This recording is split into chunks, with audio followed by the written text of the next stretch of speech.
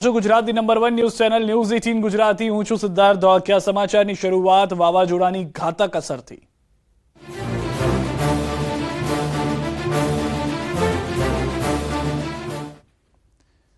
વાવાઝોડા અંગે અત્યાર સુધીના સૌથી મોટા સમાચાર। અરબી સમુદ્રમાં ડિપ્રેશન ફેરવાયું ડીપ ડિપ્રેશનમાં।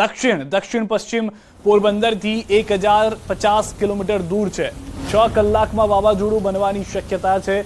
6 કલાકમાં 13 કિલોમીટરનું અંતર કાપી રહ્યું છે વાવાઝોડું। ઉત્તર તરફ આગળ વધશે ડીપ ડિપ્રેશન। ગુજરાતના દરિયાકાંઠે ખતરાનું સિગ્નલ છે। તમામ બંદરો પર 1 નંબરનું સિગ્નલ લગાવી દેવામાં આવ્યું છે। ગુજરાતના તમામ પોર્ટ પર 1 નંબરનું સિગ્નલ લગાવાયું છે। 1 નંબરનું સિગ્નલ એટલે દૂરના વિસ્તારમાં ક્યાંક વાવાઝોડું સર્જાઈ રહ્યું છે અને પવન 60 કિલોમીટર પ્રતિ કલાકની ઝડપે રહેશે। આ સિગ્નલનો અર્થ પવનની ચેતવણી છે, મતલબ કે દરિયે કાંઠે તોફાની પવન ફૂંકાઈ શકે છે। માછીમારો દરિયો ન ખેડે તે માટેની આ સૂચના છે। વાવાઝોડાની અસરને લીધે ભારે પવન પણ ફૂંકાશે। વાવાઝોડાની અસરથી ગુજરાતના દરિયાકાંઠાના વિસ્તારોમાં વરસાદ થશે। જખૌ, માંડવી, મુન્દ્રા, કંડલા, નવલખી, ઓખા, દ્વારકા, સિક્કા, પોરબંદર, વેરાવળ, દીવ, જાફરાબાદ, પીપાવાવ, અલંગ, ભાવનગર, દહેજ, ભરૂચ, મગદલ્લા, દમણ વિસ્તારના બંદર પર 1 નંબરનું ભયસૂચક સિગ્નલ લગાવી દેવાયું છે। તો રાજ્યના તમામ પોર્ટ જે છે તેના દ્રશ્યો અમે આપને બતાવી રહ્યા હતા। હવે કયા કયા પોર્ટ છે તે નામ સહિત અમે આપને જણાવી દઈએ। દક્ષિણ ગુજરાતથી લઈ અને ઉત્તર ગુજરાત જતા તમામે તમામ બંદર પર ભયસૂચક સિગ્નલ 1 નંબર લગાવી દેવામાં આવ્યું છે।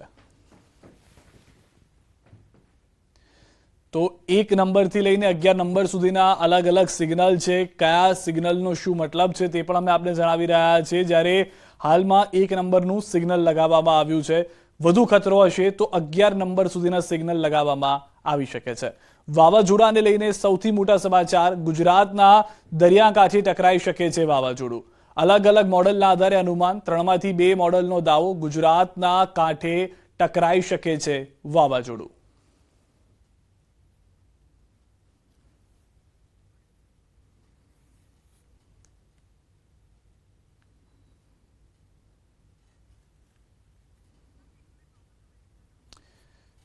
તો વાવાઝોડાને લઈને હાલમાં 3 મોડલ સક્રિય છે। 2 મોડલ એવું કહી રહ્યા છે કે વાવાઝોડું જે છે તે ટકરાશે, ગુજરાતને અસર કરશે, ગુજરાતના દરિયાકાંઠાના વિસ્તારોને અસર કરશે।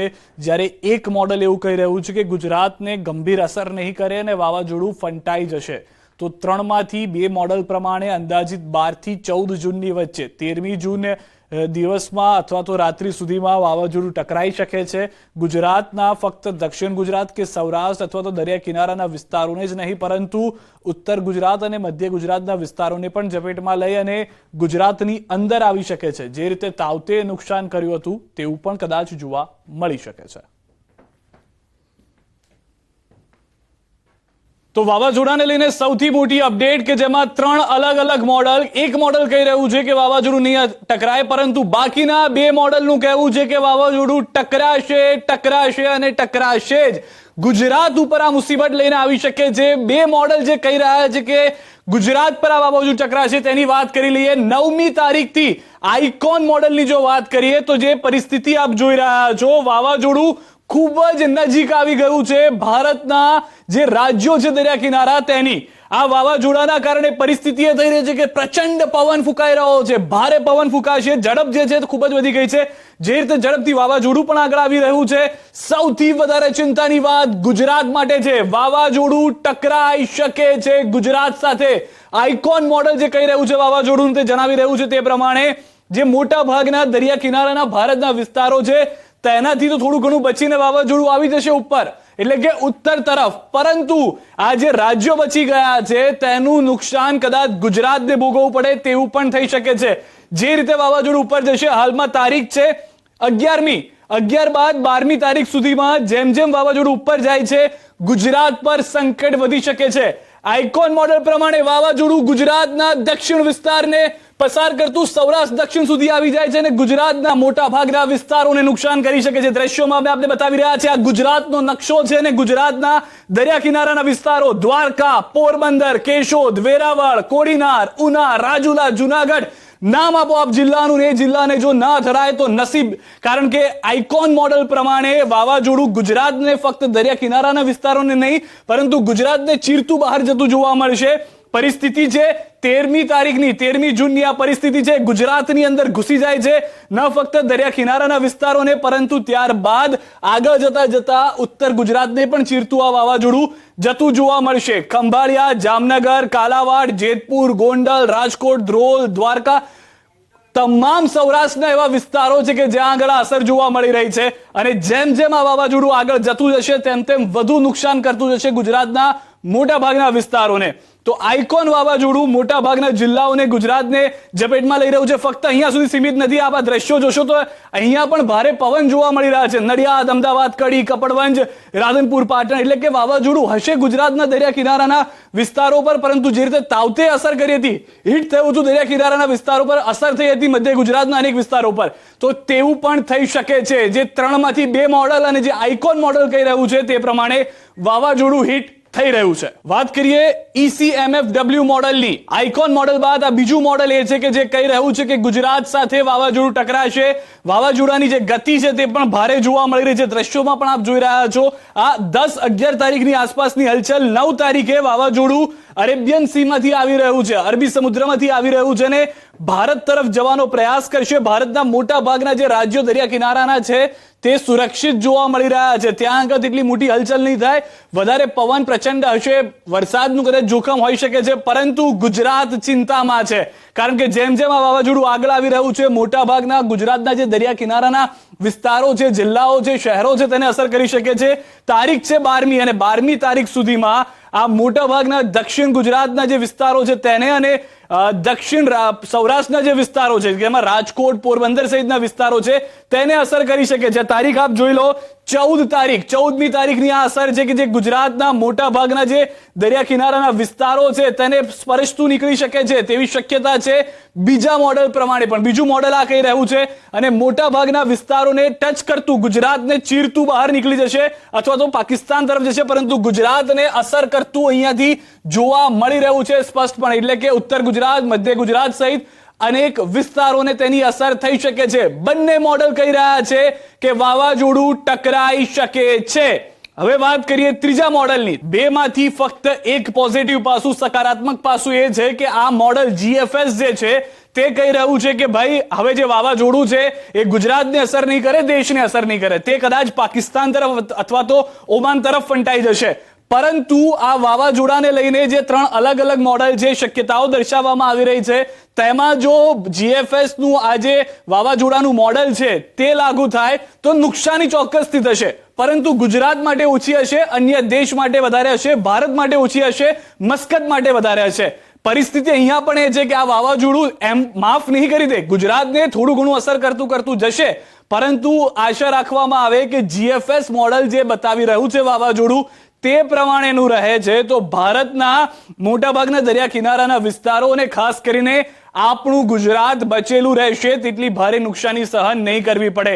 પરંતુ બાકીના 2 મોડલ કહી રહ્યા છે કે વાવાઝોડું આવી રહ્યું છે, ગુજરાત પર ત્રાટકી રહ્યું છે, નુકસાન કરી રહ્યું છે, ભારે પવન ફૂંકાવાનો છે અને કમોસમી વરસાદ અથવા તો પ્રચંડ વરસાદ થશે કે જે નુકસાન લાવી શકે છે. 3માંથી 2 મોડલ ગુજરાત પર છે વાવાઝોડાને ટકરાવવા સાથે, જ્યારે એકમાત્ર GFS મોડલ કહી રહ્યું છે કે ગુજરાતને તેટલી અસર નહીં કરે, આ સીધું જતું રહેશે મસ્કત ખાતે. ન્યૂઝ 18 ગુજરાતી આપને આ ખબર આપ સુધી પહોંચાડવાનો પ્રયાસ છે. આ 3 મોડલની અલગ અલગ પરિસ્થિતિ વાવાઝોડાને લઈને શું છે તે અમે આપને જણાવી છે. ફરી એક વખત વાવાઝોડું રૂટ બદલે તો તે પણ પરિસ્થિતિ જે હશે તમે આપ સુધી પહોંચાડીશું. ગુજરાતના દરિયાકાંઠે ખતરાનું સિગ્નલ છે. તમામ બંદરો પર 1 નંબરનું સિગ્નલ લગાવી દેવાયું છે. જામનગરના બંદરો પર પણ તકેદારી વધારી દેવામાં આવી છે. બંદરો પર 1 નંબરનું સિગ્નલ મુકાયું. માછીમારોની બોટ બંદરે લાંગરી દેવામાં આવી છે. માછીમારોને દરિયો ન ખેડવા તાકીદ કરાઈ છે. હાલ અરબી સમુદ્રમાં જે પ્રકારે ડીપ ડિપ્રેશન ઉદ્ભવ્યું છે અને વાવાઝોડું બની રહ્યું છે તેને લઈને જામનગર સહિત સૌરાષ્ટ્ર, કચ્છના અને નોર્થ ગુજરાતના બંદરો ઉપર તકેદારીના પગલાં છે તે લેવાઈ રહ્યા છે અને 1 નંબરનું સિગ્નલ લગાવવામાં આવ્યું છે। જે પ્રકારના દ્રશ્યો આપ જોઈ રહ્યા છો, જામનગરમાં પણ જે બેડી બંદર અને રોજી બંદર છે ત્યાં 1 નંબરનું સિગ્નલ લગાવી દેવામાં આવ્યું છે। બીજી તરફ જે બોટો છે તે બોટોને ખાસ કરીને દરિયા કિનારે લાંદરી દેવામાં આવી છે। જે પ્રકારના દ્રશ્યો આપ જોઈ શકાય છે, અહીં જે બોટો છે તે બોટો દરિયા કિનારે બોલાવી લેવામાં આવી છે અને ખાસ કરીને કોઈ પણ લોકો છે તે દરિયાની અંદર ન પ્રવેશે તે માટે ખાસ તકેદારી રાખવામાં આવી રહી છે। હાલ તમામ બોટો છે તે બોટોને જામનગરના જે બેડી બંદર, રોજી બંદર છે ત્યાં પોર્ટ ઉપર લાંદરી દેવામાં આવી છે અને ખાસ કરીને ગુજરાત મેરીટાઈમ બોર્ડ અને જે પ્રકારે જે નેવી અને અન્ય જે સુરક્ષા એજન્સીઓ છે તેમના દ્વારા તમામ તકેદારીના પગલાં લેવાયા છે। જીએમબી દ્વારા ખાસ કરીને 1 નંબરનું સિગ્નલ છે તે પણ લગાવી દેવામાં આવ્યું છે। જામનગરના પણ જે બેડી બંદર અને રોજી બંદર આવેલું છે ત્યાં ભયસૂચક સિગ્નલની સાથે લોકોને અને જે પ્રકારે માછીમારો અને દરિયા ખેડૂતો છે તેને દરિયો ન ખેડવા માટે સૂચના આપી દેવામાં આવી છે અને તમામ તકેદારીના પગલાં લેવાઈ રહ્યા છે। જે પ્રકારે અરબી સમુદ્રમાં ડીપ ડિપ્રેશન ઉદ્ભવી રહ્યું છે અને વાવાઝોડું બની રહ્યું છે તેને લઈને ખાસ તકેદારીના પગલાં જામનગરના બંદરોમાં પણ જોવા મળ્યા છે। કિંજલ કારસરિયા, ન્યૂઝ 18 ગુજરાતી, જામનગર। તો દ્વારકાના દરિયામાં જોવા મળ્યો છે કરંટ। ભડકેશ્વર કાંઠે 15 થી 20 ફૂટ ઊંચા મોજા ઉછળ્યા છે। ગોમતી ઘાટે પણ 10 થી 15 ફૂટ ઊંચા મોજા ઉછળ્યા છે। તેજ પવન સાથે દરિયામાં ભારે કરંટ જોવા મળ્યો છે। દ્વારકાના દરિયામાં આજે ભારે કરંટ દેખાયો છે।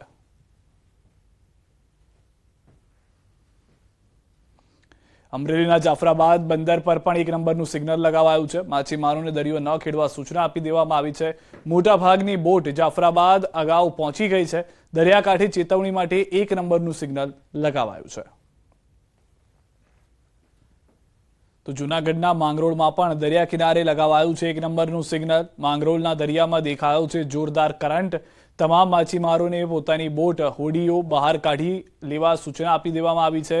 હાલ માંગરોળ પંથકનું વાતાવરણ વાદળછાયું છે। તમામ બોટોને કાંઠે લઈ લેવા તંત્ર દ્વારા સૂચના આપવામાં આવી રહ્યા છે।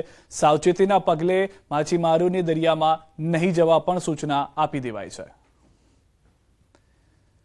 તો રાજ્યના દરિયા કિનારામાં વાવાઝોડાના અસરની શક્યતા વ્યક્ત કરવામાં આવી રહી છે। હવામાન વિભાગે પણ આ મામલે આગાહી કરી છે। તો રાજ્યના પડોશમાં આવેલા સંઘ પ્રદેશ દમણમાં પણ પ્રશાસન સતર્ક થયું છે। વાવાઝોડાની સંભવિત અસરને જોતા દમણના દરિયા કિનારે 1 નંબરનું સિગ્નલ લગાવવામાં આવ્યું છે। વાવાઝોડાની સંભવિત અસરમાં દરિયા કિનારા વિસ્તારમાં ઝડપી પવન અને ભારે વરસાદની આગાહી કરવામાં આવી છે। વલસાડ જિલ્લા ઉપરાંત સંઘ પ્રદેશ દમણનું પ્રશાસન પણ સતર્ક થયું છે।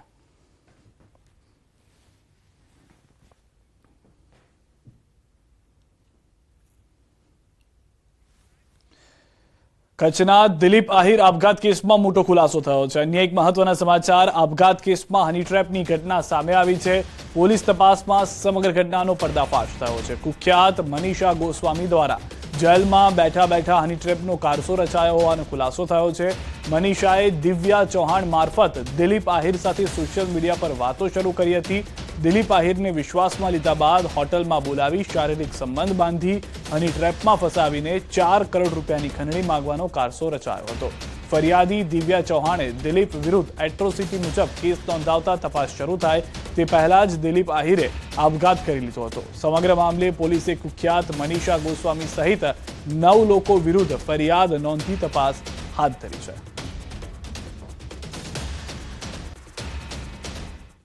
પ્રાથમિક રીતે જ આ જે બનાવ બન્યો છે એમાં જે મરણ જનાર દિલીપ આહિરનું તાત્કાલિક એ દિવસે અર્લી મોર્નિંગ જે મરણ થયું એના આધારે અમને શંકા હતી કે આની અંદર કોઈ હની ટ્રેપનો એક કિસ્સો હોવાનું અમને શંકા હતી। તેણે બળાત્કારની ફરિયાદ આપી હતી।